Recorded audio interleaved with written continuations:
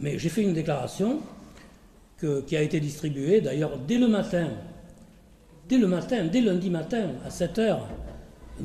J'y étais moi-même, à la gare des Sols, à la gare du Vieux-Orly, pour nous diffuser cette note aux Orlysiens qui prenaient le train. Et puis on a diffusé, bien sûr, largement dans la journée, avant midi, cette déclaration dans l'ensemble des HLM.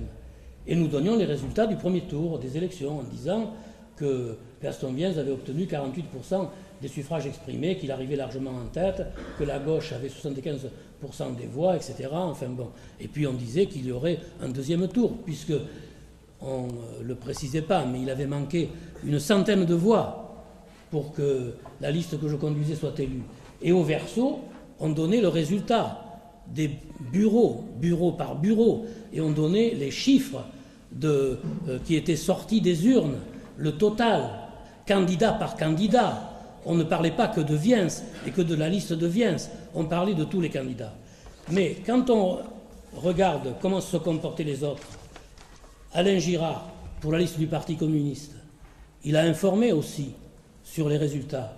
Mais pour lui, il n'y a qu'une liste qui a obtenu son meilleur score depuis 89, c'est sa liste qui a obtenu 26-44%. Mais les électeurs ne savent pas, après avoir lu l'écrit de Girard, que Viens a obtenu plus de 48% des voix, et ils ne le sauront jamais. Donc ça montre comment on travaille. Et ensuite, alors on dit pour la deuxième fois, depuis 1989, Gaston Viens est en ballottage. Et on ajoute, c'est une sanction des Orlysiens de son refus de l'union, ne respectant pas les différentes opinions de la gauche. C'est un discrédit apporté à une gestion municipale qui ne tient pas compte des désirs des Orlysiens. Mais quand on est responsable, je crois savoir d'ailleurs que Alain Girard a été secrétaire de la fédération, au secrétariat de la fédération du Val-de-Marne. Je crois qu'il n'est plus membre du secrétariat maintenant, mais qu'il est membre du bureau de la fédération. Quand il écrit qu'étant en ballottage à Orly, c'est le discrédit de la population de ma gestion, il écrit aussi que c'est le même discrédit à Choisy, parce que le maire de Choisy est aussi en ballottage, et il a obtenu un score moins important que le mien. Le maire de Vitry, le maire d'Ivry sont en ballottage. Le maire communiste également de Villeneuve-le-Roi est en ballottage. Alors Girard, c'est le discrédit de la population, le ballottage. Et on ne dit pas que ce ballottage, en définitive, a été fait alors qu'il n'y a qu'une centaine de voix d'écart entre nous. Alors ça, voilà comment on informe. Et ensuite, il y a la droite, bien sûr. Alors lui, il bat le record, bien sûr. Lui, il dit que M. Viens ne représente que 27% de l'électorat orlysien. Viens, il ne représente rien, parce qu'on a mis tous les abstentionnistes, et puis voilà, à partir de là, c'est clair que là, on ne peut pas discuter. Donc voilà comment on informe. Et à propos de l'union de la gauche à Orly, notre proposition avant le premier tour était de mettre au point, et j'avais rencontré d'ailleurs Alain Girard personnellement une première fois, ensuite j'ai rencontré à nouveau Alain Girard avec une délégation du Parti communiste et une délégation d'ADS, et nous souhaitions, dans ces rencontres, avant le premier tour, mettre au point un accord politique concernant le bilan de la municipalité et son prolongement, comme vous l'avez vu, qui est notre programme pour l'avenir. Parce que nous ne considérons pas que l'élection, pour nous, c'est une échéance. Nous considérons que l'élection, c'est une étape. Nous sommes là pour gérer les affaires de la ville. Les élections sont une étape, et à cette étape, on fait le point du bilan, le point d'où nous en sommes, et nous fixons les étapes à venir. Avant de s'entendre, à la veille d'un scrutin, sur le nombre de sièges, sur des places, j'ai envie de dire sur une liste, il faut définir d'abord une politique. Il faut adhérer ensemble à des objectifs communs et s'engager sur une solidarité de gestion.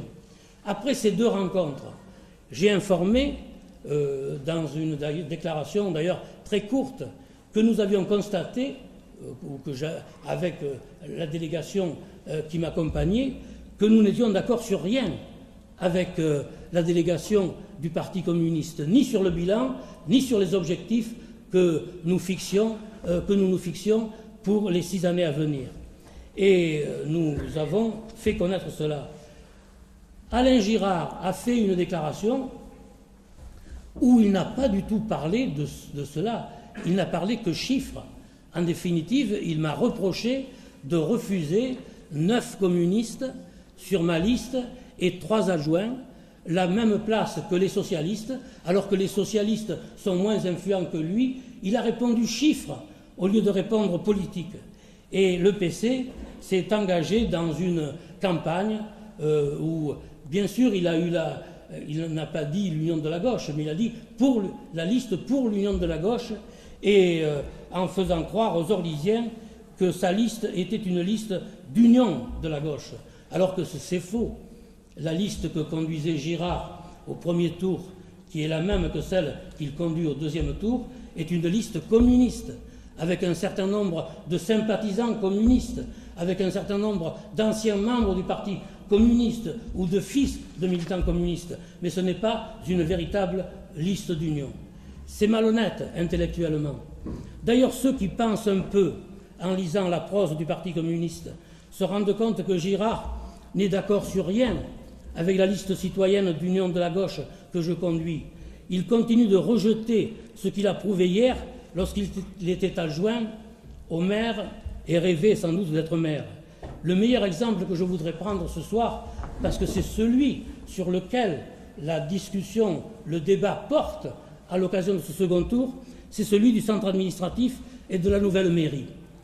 La décision de construire une nouvelle mairie, un centre administratif pour cette ville qui est passée, comme on le sait, de 7 à 30 000 habitants, enfin, même si le nombre d'habitants a baissé par la suite. La décision de construire une nouvelle mairie a été prise dans les années 60, c'est-à-dire au moment de la construction des cités. Elle a été prise par la municipalité Bois-Dron à l'époque. Et lorsque je suis arrivé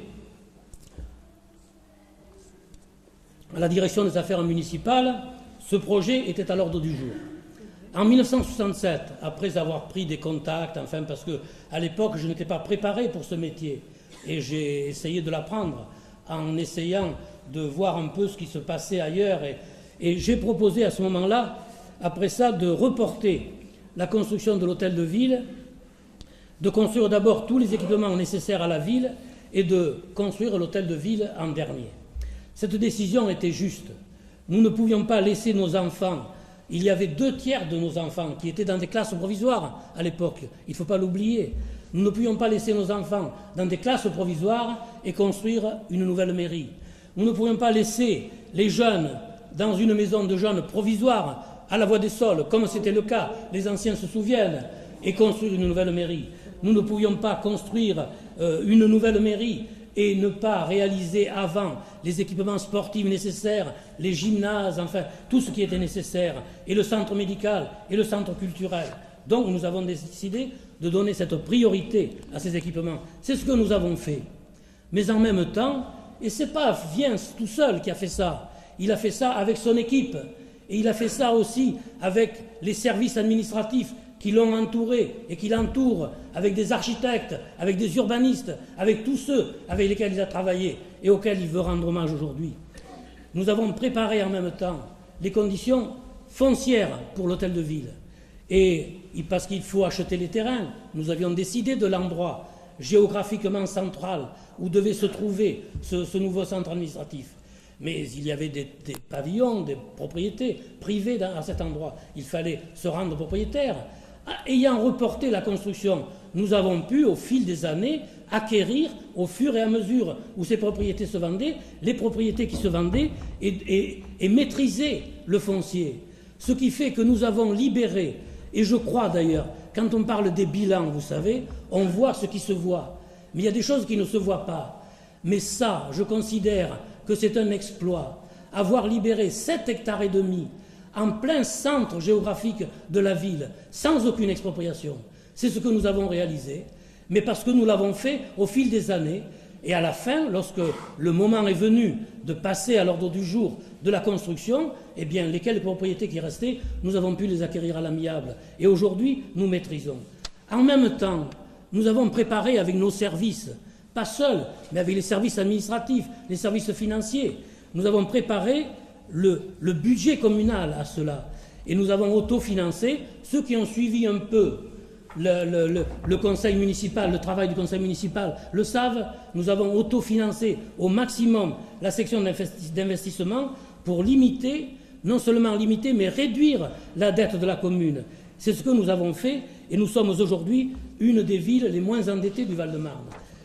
J'ai des chiffres ici, je vous les donne comme ça, enfin, mais vous pouvez les retrouver dans la brochure que nous avons donnée, parce que les chiffres de telles réunions, mais je tiens à les donner, parce que ce ne sont pas des chiffres que nous inventons, ce ne sont pas des chiffres que m'a donné le secrétaire général ou le directeur des services financiers de la commune, ce sont les chiffres qui ont pour source le ministère de l'Intérieur, qui suit les finances communales. À Orly, en 1989, la dette par habitant s'élevait à 3 132 francs. En 1994, après les 6 ans de mandat, c'est 2 228 francs. C'est-à-dire que nous avons une baisse de 29%.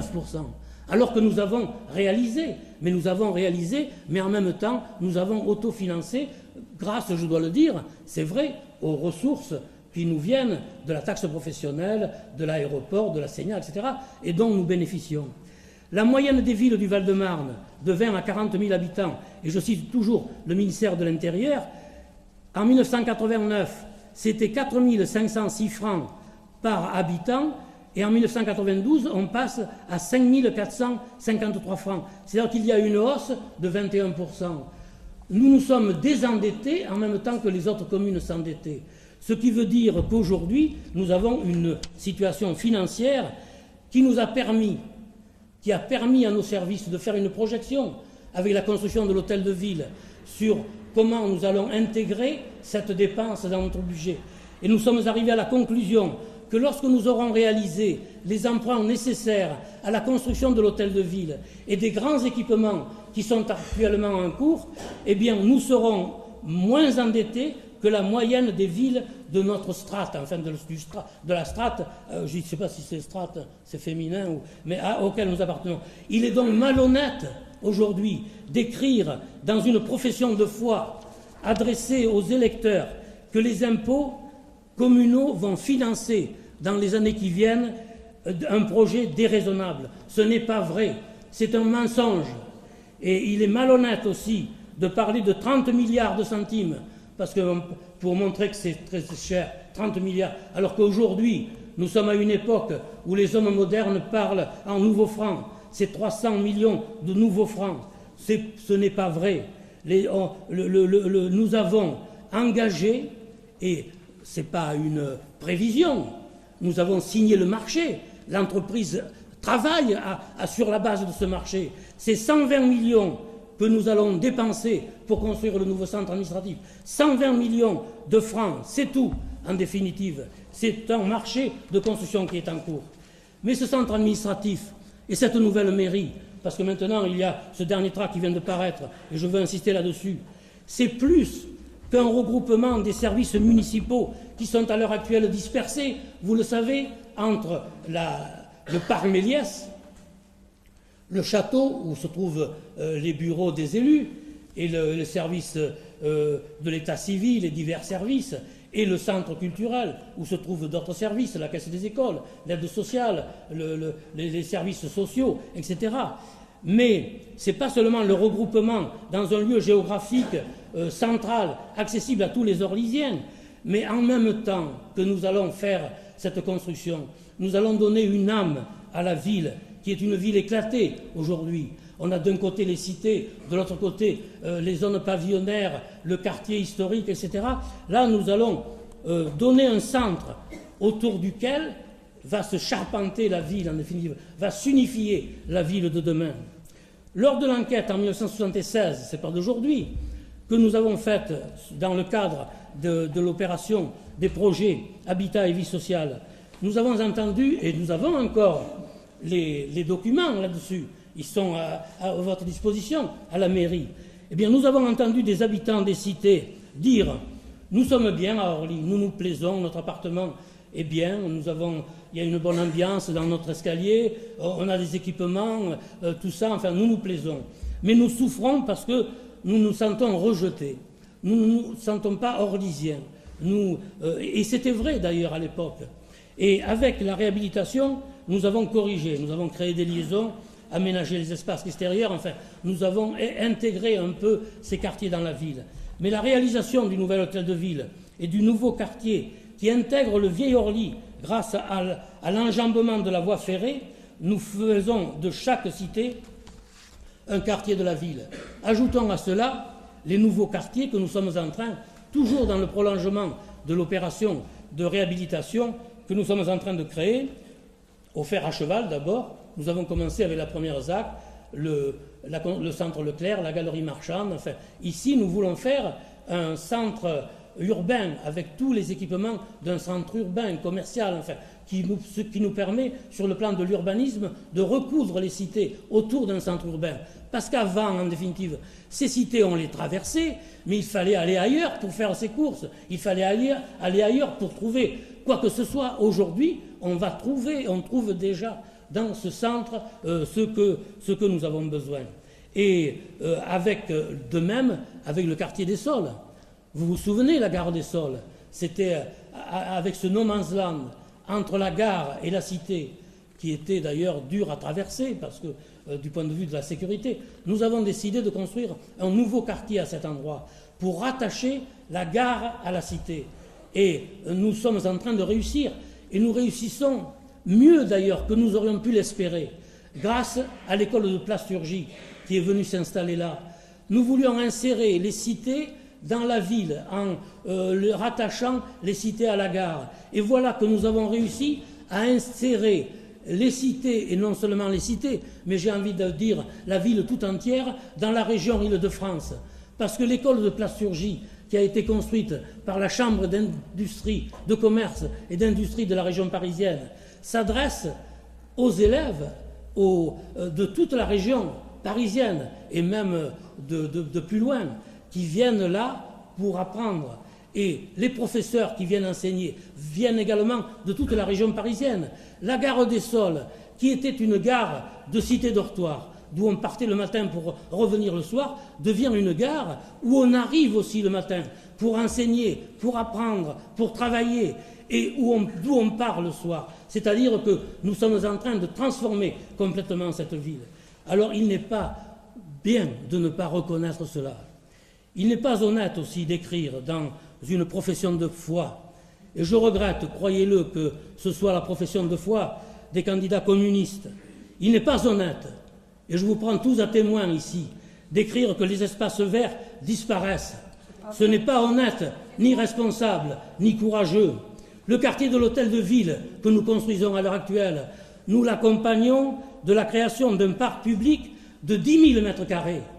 Il n'y a pas de parc public de 10 000 mètres carrés dans ce quartier à l'heure actuelle. Et il y en aura un demain lorsque nous livrerons l'hôtel de ville.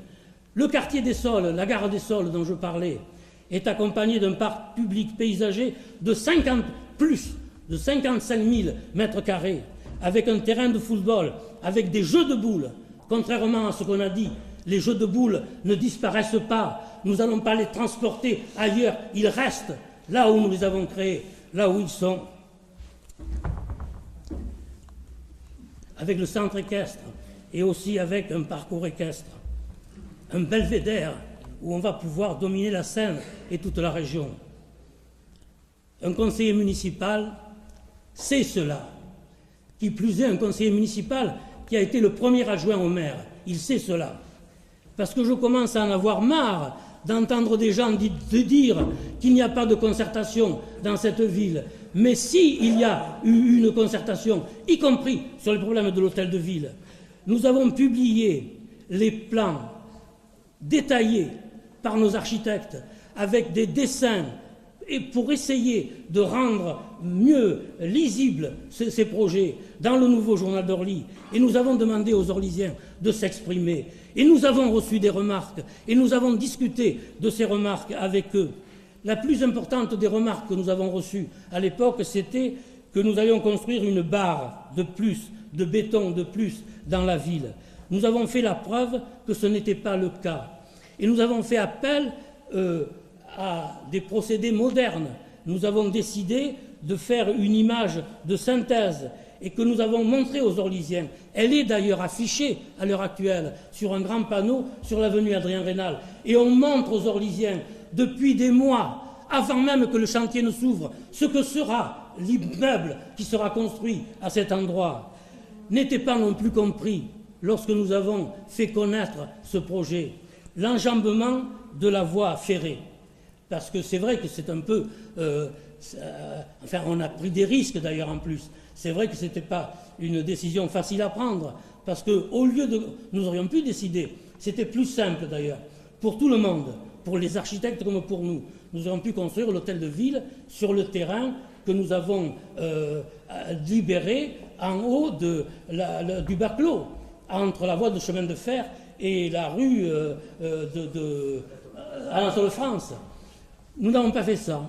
Nous avons décidé de construire la mairie dans le prolongement de la rue du Commerce, au bas de la rue du Commerce, côté du quartier historique, et de construire le centre administratif de ce côté-ci. Et nous avons décidé de construire un passage souterrain public qui va permettre de relier les deux bâtiments, et il va nous permettre d'essayer d'apporter une contribution à la revitalisation du centre ancien, qui malheureusement, comme vous le savez, comme tous les centres anciens, périclitent à l'heure actuelle. Les commerces ferment, enfin, on sait pourquoi. Et ce n'est pas du tout, contrairement à ce que disent mes adversaires, parce que nous avons construit un centre Leclerc ici au fer à cheval. La périclitation, je ne sais pas si c'est le terme qu'il faut, mais enfin, du centre ancien a commencé dès que le Belle Épine et que Créteil-Soleil et que Euromarché ont été construits. Parce que déjà à l'époque, les Orlysiens, y compris d'ailleurs les commerçants du Vieil-Orly, sont allés faire leurs courses là-bas. Bon, donc le vieux Vieil-Orly a commencé à péricliter à cette époque. Mais avec la mairie là, qui va recevoir du monde, enfin, ça va nous permettre donc de revitaliser et c'était notre volonté d'intégrer le Vieil-Orly et surtout de revitaliser. Cette idée a été comprise aujourd'hui par le plus grand nombre des Orlysiens. Ceux qui prétendent ne pas l'avoir compris sont de mauvaise foi, en définitive. Ce sont des gens qui sont des adversaires et qui ont décidé d'être des adversaires une fois pour toutes et qui ne veulent pas changer. Je pense que nous allons avoir un hôtel de ville adapté à la mairie. Alors, vous voyez, je suis un peu outré, là, enfin un peu scandalisé, parce qu'à l'heure actuelle, à la fin de la campagne électorale, c'est toujours comme ça, hein, dans les campagnes électorales. J'ai une certaine expérience politique maintenant. C'est toujours au dernier moment que les gens qui n'ont pas de programme en définitive, qui n'ont pas d'idée, c'est toujours au dernier moment qu'ils essaient de récupérer chez les autres des idées pour faire un programme. Et c'est toujours au dernier moment aussi qu'ils frappent dans le dos. Et là, on vient de recevoir aujourd'hui, de distribuer, monsieur vient, c'est une vraie gestion, etc., pour un non au projet digne des pharaons. L'hôtel de ville, voilà, c'est digne des pharaons. C'est proprement scandaleux. Alors que le projet a été préparé dans la concertation. Mais ça, je crois qu'il faut qu'ils se rendent compte qu'ils n'attaquent pas seulement le maire avec ça. Ils attaquent tous les services municipaux. Parce que ce projet de construction de l'hôtel de ville a été préparé avec les services municipaux. Chaque service s'est réuni, chaque service a déterminé ses besoins. Les services ont ensuite été réunis ensemble avec les architectes à plusieurs reprises pour examiner comment on allait intégrer leurs besoins.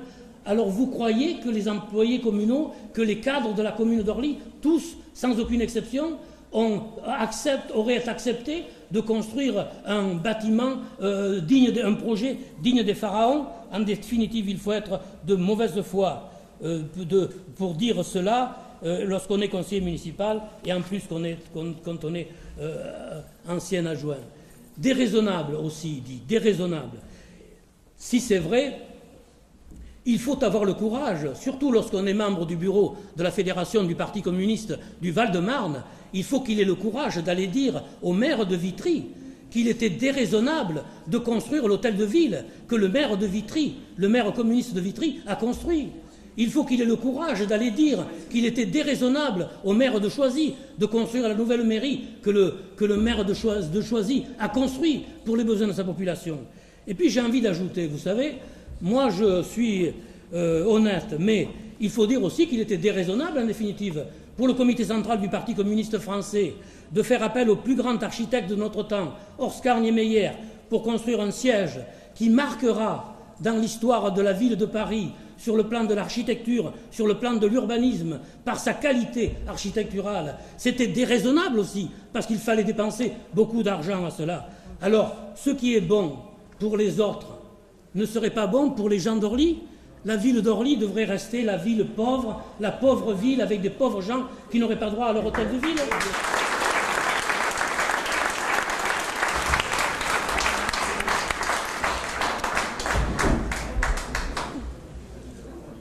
Bon, ben, j'ai pas besoin de vous présenter. Notre camarade, elle est trop illustre.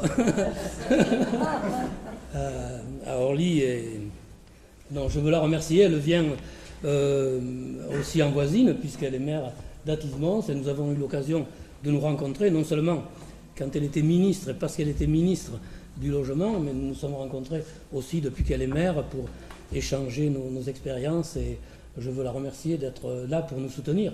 Et en même temps, je veux la féliciter, non seulement en mon nom, mais en votre nom, parce qu'elle a été élue, elle, au premier tour avec sa liste.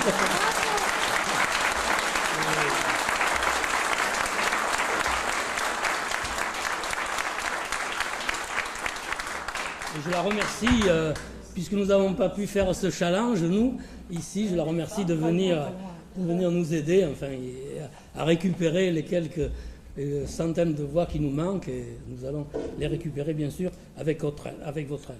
Donc je disais que si on reproche à la ville d'Orly de construire un hôtel de ville, il faut dire que les autres qui l'ont construit ont eu tort. En plus, écoutez, même pour moi, j'ai 30 ans de mandat, et c'est aujourd'hui que je construis l'hôtel de ville. Tout le monde sait que je ne le construis pas pour moi, je le construis pour la ville. Si j'étais arrivé hier et que je construis cet hôtel de ville, on pourrait dire, mais celui-là, il arrive à la mairie et il s'installe. Non, je n'ai pas fait ça. Au contraire, j'ai reporté à l'époque la construction de l'hôtel de ville. Je me suis installé dans les conditions les meilleures pour travailler à la construction de la ville, et aujourd'hui, nous construisons l'hôtel de ville.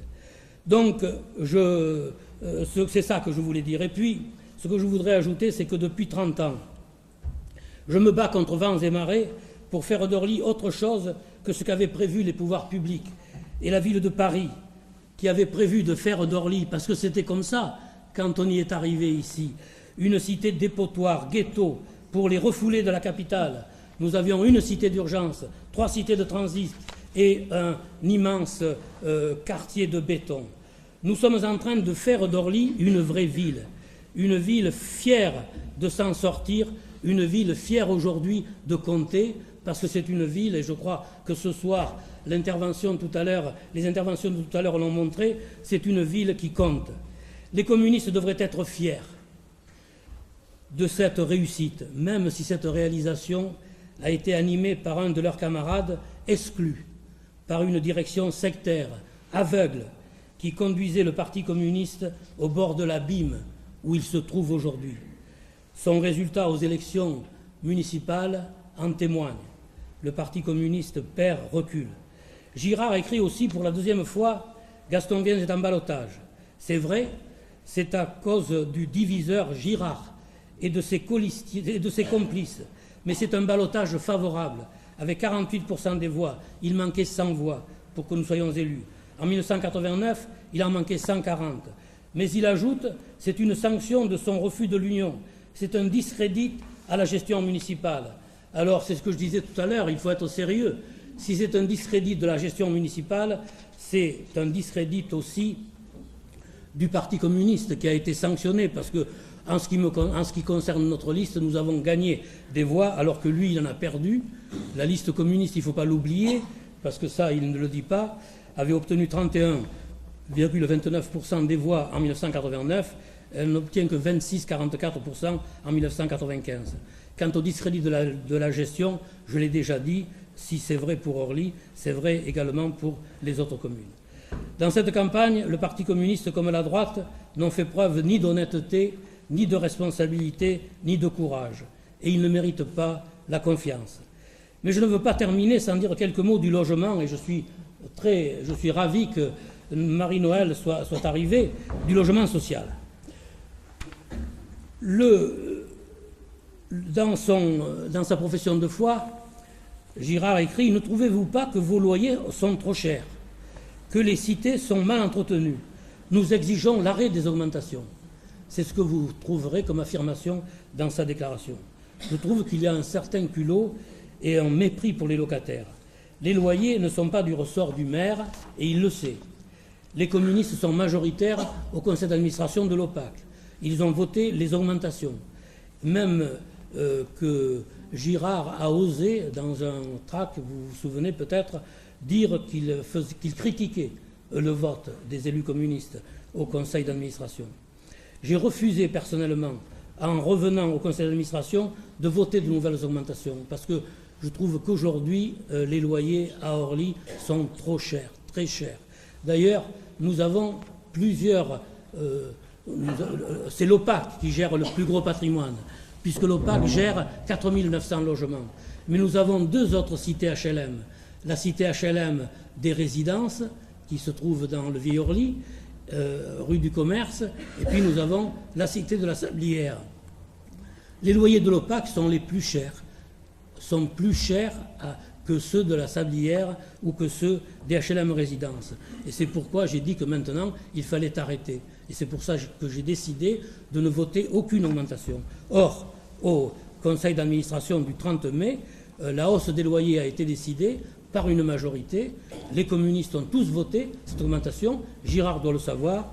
Et on a prévu également dans ce budget la baisse des sommes consacrées à l'entretien. Il faut que nous ayons une gestion plus transparente, plus proche de la réalité. Parce qu'en plus, on voit des jeunes qui viennent nous voir, qui veulent se marier, qui sont mariés quelquefois, qui vivent en cohabitation avec les parents, qui sont en conflit avec les parents. Ça se termine quelquefois mal. Et ils nous disent, mais il y a des logements libres. Ils voient des logements libres et ils sont en cohabitation. Ce n'est pas possible d'accepter ça. Il faudrait qu'ils puissent savoir pourquoi ces logements restent libres et pourquoi ils n'en obtiennent pas eux. C'est ça qu'il faut changer.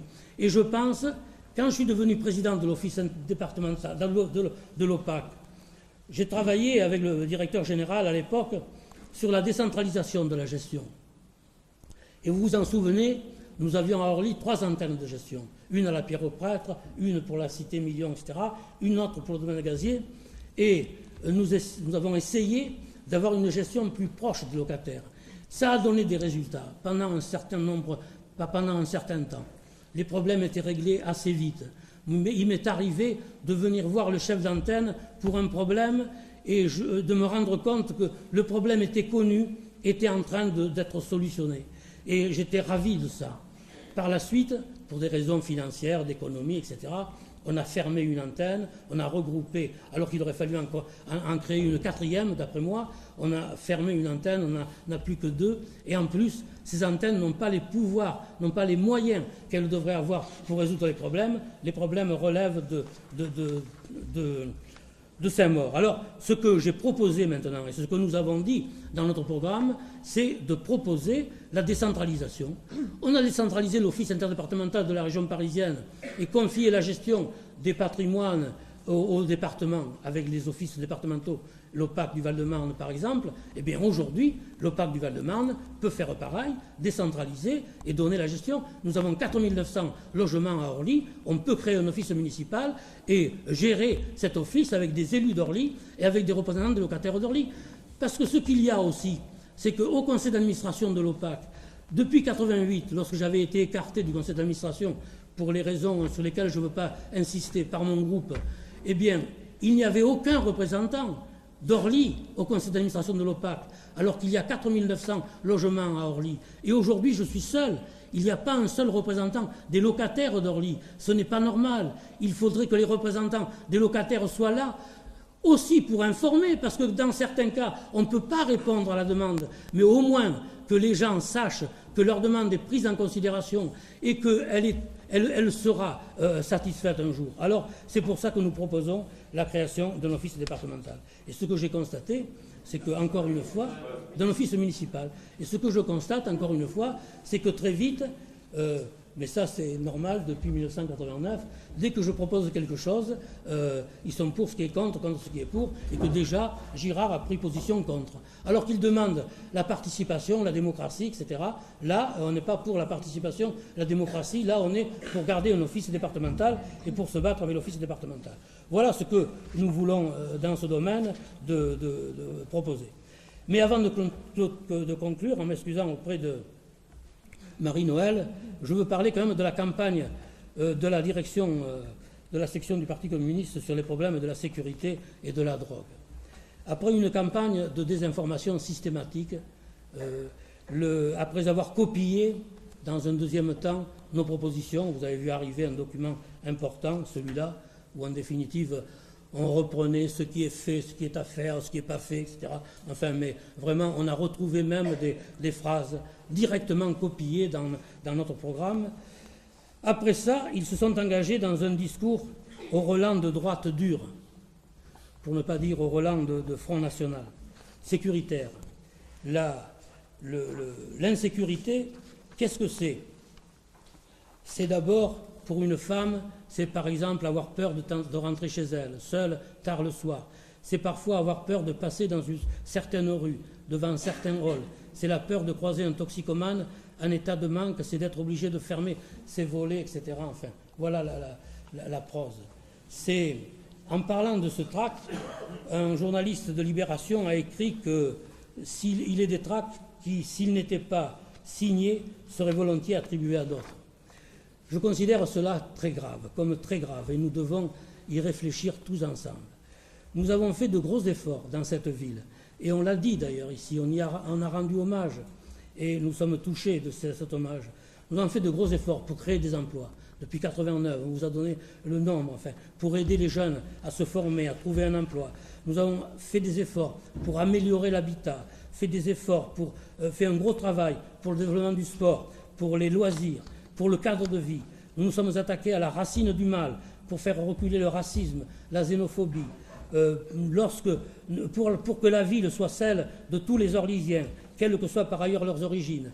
Nous avons un conseil local de prévention de la délinquance qui se réunit régulièrement sous la présidence d'une de mes adjointes, Eliette Griguer, qui travaille avec les représentants des associations, avec les médecins, avec les familles, avec la police, pour discuter de ces problèmes, et qui a fait avancer considérablement les choses. On a rendu compte régulièrement au conseil municipal, devant tous les conseillers municipaux, y compris ceux qui écrivent aujourd'hui ce qu'ils écrivent. C'est pour ça que cela est inacceptable. Et dans une ville, mais bien sûr, dans une ville comme la nôtre, où il y a 68% de logements sociaux, où il y a le chômage que nous connaissons, malgré tous nos efforts, où il y a cette misère, cette crise, enfin, dont nous ne portons pas la responsabilité, nous combattons contre les responsables, nous, eh bien, il est presque naturel, il n'est pas naturel de s'en prendre à la municipalité. On se trompe de cible quand on fait ça. On roule pour la droite quand on fait ça. J'ajoute que la sécurité, la police, c'est l'affaire de l'État, pas de la municipalité. Montrer du doigt, comme on le fait dans ce tract-là, et comme on le fait un peu aussi dans la profession de foi, les appeler à la délation, c'est très grave. Pour les jeunes victimes de cette maladie, parce que la drogue, c'est une maladie. C'est enfoncer ces jeunes au lieu de les aider. Alors qu'il faut tout faire pour les aider. Même le même est de trop. Tout faire pour aider ceux qui sont tombés et qui ne sont pas responsables tout seuls. La société a une responsabilité s'ils en sont là. Ils n'ont pas voulu ça. Nous devons plus les plaindre que de les blâmer. Et nous devons les aider pour les tirer de là. Mais c'est grave pour tous les jeunes. Parce qu'à partir du moment où on dit qu'une femme a peur de sortir de chez elle, de peur de rencontrer un drogué en état de manque, dès qu'elle rencontre un jeune qui n'est pas de la couleur qu'il faut, elle craint que ce soit un drogué en état de manque, parce qu'à quoi on le voit? C'est très grave, ça. Et je crois que c'est indigne. Mais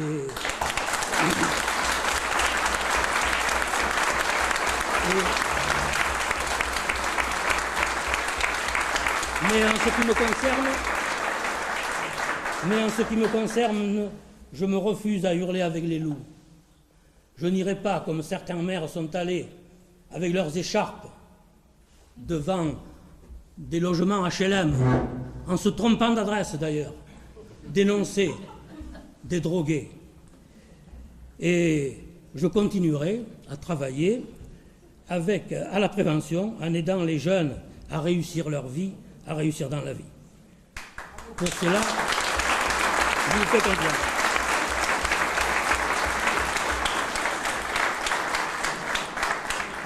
Mesdames, Messieurs, il nous reste 2 jours pour gagner. Au premier tour, nous avons souffert de l'abstention. Trop d'électeurs ont cru que c'était gagné et ne se sont pas déplacés ou n'ont pas pu se déplacer. C'est pour cela qu'il nous a manqué quelques voix. Vous êtes nombreux ce soir, mais il nous reste encore demain et après-demain. Je crois que nous avons un travail important à faire tous, parce qu'à Orly, il faut que nous ayons une vraie victoire, enfin. Je crois qu'il faut que nous ayons une victoire digne de ce qui a été fait. Et pas par moi, personnellement. Je crois que mon seul mérite, c'est d'avoir travaillé à la tête d'une équipe de gens dévoués, de gens capables, enfin, et d'avoir réalisé ce que nous avons fait. Alors nous avons donc un bon bilan. Malheureusement, ce soir, et vous m'en excuserez, je n'ai pas beaucoup parlé de notre bilan et de notre programme, parce que nous l'avons fait au premier tour, nous l'avons diffusé dans toutes les boîtes aux lettres, et puis ce soir, j'ai été amené en définitive à faire ce que j'aurais voulu éviter, la polémique. Parce que la polémique, ça ne sert pas. La polémique, c'est en définitive mauvais pour nous, quand on est du même bord, j'ai envie de dire, et qu'on discute. Les gens ne comprennent pas. Seulement, ce qui s'est passé dans cette campagne électorale, c'est que cette polémique, en définitive, a existé. Et elle n'a été alimentée que d'un seul bord. Nous, on a refusé d'y entrer. Et le résultat, c'est que les gens ont été trompés. Et qu'aujourd'hui, il faut leur apporter les éléments que je vous ai apportés ce soir et qui leur permettront de se faire une vraie idée des problèmes qui se posent dans notre ville et de la façon que nous avons de les résoudre. Je vous remercie.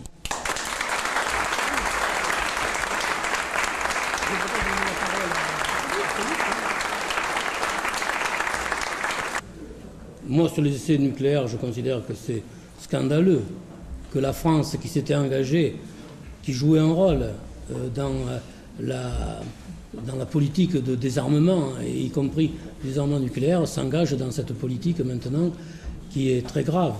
On a vu l'émotion que la reprise de ces expériences suscite dans les pays qui sont concernés.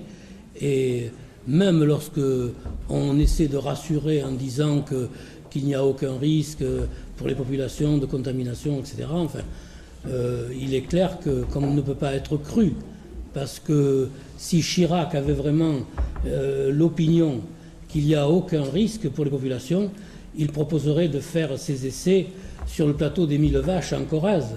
Mais il propose de les faire là-bas, dans l'océan, très loin d'ici. Et je considère que la France, là, prend une responsabilité très grave et qui se retourne déjà aujourd'hui contre nous. Et je pense qu'il faut condamner ces expériences, ces essais. Nous sommes dans une période où ce qu'il faut, c'est servir la cause de la paix. Et on ne sert pas la cause de la paix en continuant ces expériences qui sont, je pense, complètement inutiles dans la mesure où on veut aller vers le désarmement et vers la paix. Donc je suis tout à fait, bien sûr, opposé à ces expériences.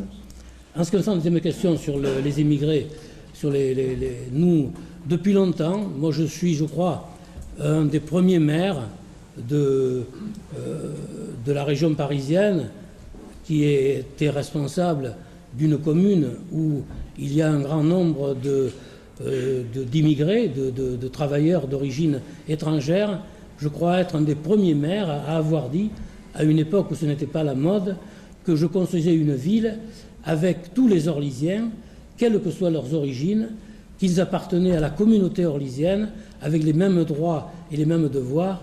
Et c'est une chose que j'ai affirmée à ce moment-là. Et c'est ce que nous faisons à l'heure actuelle à Orly. Quelle que soit son origine, on a les mêmes droits et les mêmes devoirs.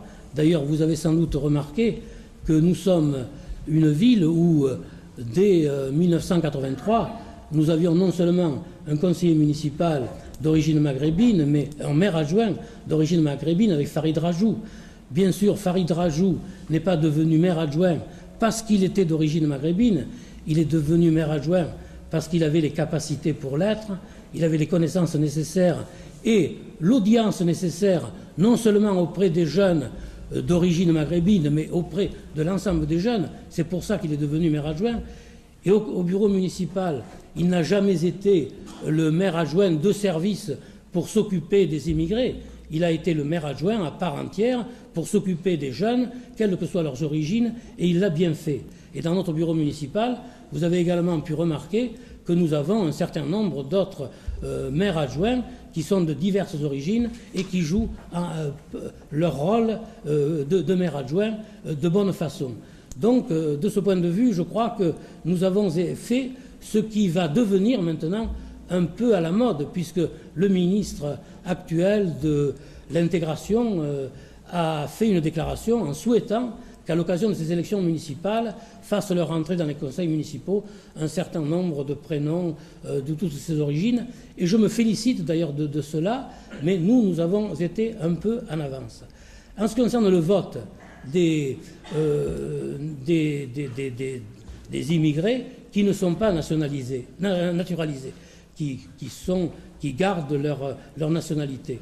Bien sûr, je suis pour le vote de ces Orlysiens dès aujourd'hui, parce que je considère qu'ils paient leurs impôts, ils participent à la vie de la commune comme les autres, et par conséquent, ils devraient avoir le droit d'exprimer leur point de vue sur la gestion et participer également à cette gestion.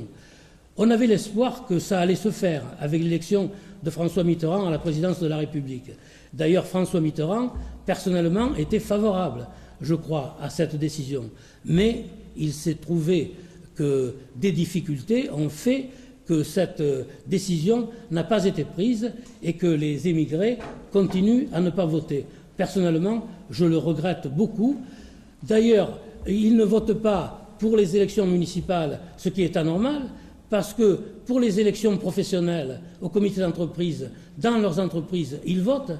Et j'ai envie de dire heureusement, quand on voit par exemple un chantier du bâtiment comme celui que nous avons à l'heure actuelle pour la construction de l'hôtel de ville, on s'aperçoit que sur ces chantiers, il y a presque, j'allais dire uniquement, mais enfin en grande partie, des travailleurs d'origine étrangère. Heureusement qu'ils votent pour qu'on les fait voter pour élire leurs délégués, sans quoi il n'y aurait pas de votants. Donc c'est tout à fait naturel. Mais dans la mesure où ils votent dans ces élections, il est vraiment anormal qu'on ne les laisse pas voter pour les élections municipales. Donc je suis pour qu'ils votent pour ces élections. Et en ce qui concerne leur participation à la gestion de la ville, je crois, on a déjà dit que nous faisons un gros effort sur le plan du développement associatif, sur le développement de la pratique associative. Eh bien, on a des associations qui sont des associations d'anciens travailleurs immigrés qui se réunissent régulièrement ou qui participent aux associations qui existent et qui jouent leur rôle pleinement. Et bien sûr, nous continuerons à les faire participer à cette vie associative. Je crois d'ailleurs que dans notre ville, il y a de ce point de vue, enfin vraiment une bonne, j'allais dire une bonne ambiance, une bonne ambiance. Je voudrais ajouter aussi que, en ce qui nous concerne, Et je pense que c'est un point important pour notre ville. Nous essayons aussi, depuis de nombreuses années, de valoriser les Orlysiens d'origine étrangère par rapport à leur culture d'origine. Non pas pour les rejeter dans un ghetto avec leur culture, mais pour les valoriser, pour valoriser leur culture et les valoriser eux-mêmes en même temps. Et je crois que c'est pour ça qu'ils se sentent bien à Orly. Et c'est pour ça, je crois, qu'à Orly, il n'y a pas de problème du point de vue de l'intégration, même s'il y a quelques relents un peu racistes qui viennent d'où nous savons, mais ça, nous nous battons, et nous nous battons bien, puisque nous sommes une ville qui a réussi, en définitive, à empêcher qu'une liste du Front National puisse naître. Et vous avez peut-être lu le communiqué du Front National qui m'accuse de créer, qui m'accuse d'être, je ne sais pas le terme qu'ils ont employé, enfin de faire du terrorisme à l'égard de leurs adhérents. Je ne fais pas de terrorisme à l'égard de personne, mais ceci dit, je suis contre le racisme, la xénophobie, pour des raisons que vous connaissez, et je me félicite si j'ai pu empêcher l'éclosion d'une liste du Front National ici à Orly, pour les raisons que vous savez, parce que je n'ai pas du tout envie qu'on aille à des affrontements dans cette population qui ne mérite pas ça.